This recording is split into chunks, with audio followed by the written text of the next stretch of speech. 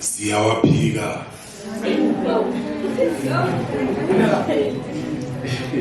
Ziyawaphika amacala izinsizwa.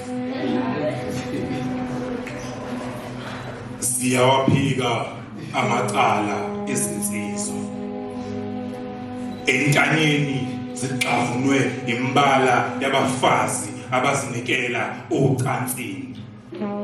Zithunjwa okwesikhashana makugcwaliswa imphongolo yesidoda.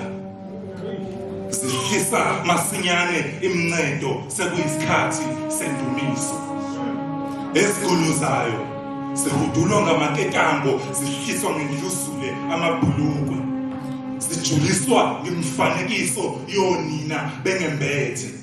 Masibabheka zigqolozela iziphethu zijuza amathe.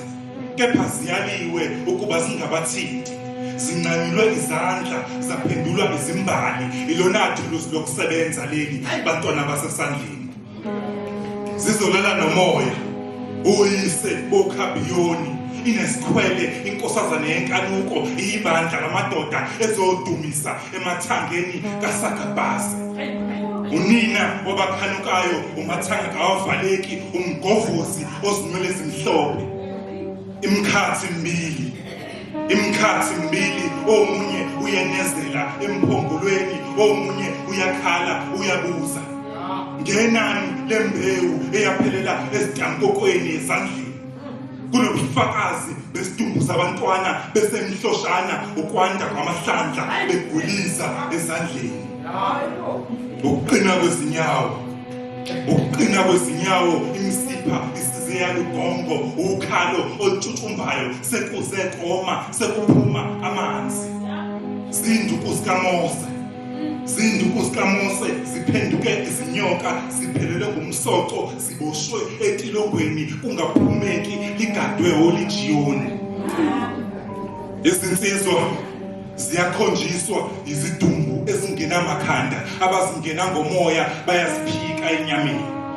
Imicabango yokuba bengingaphila kangcono ngingakwenzanga ifika mawala masukwenzile. Ezindlini zangasese izinsizwa zakhile ama-altare. Kunikelwa ngenhlamvu eyodwa yamasende, kunikelwa ngezintshebe nemigogodla. Ibutho lezinsizwa ezishoshayo zishosha ziyakhona, uketshezi seliyafuneka negazi elimbalwa maningakwazi madodana. Aqine aziyajikela kancane amaketanga enkanuko emqaleni. Ukuzimisela ngokufa kuphela indlela yokuphuma. Ngiyabonga.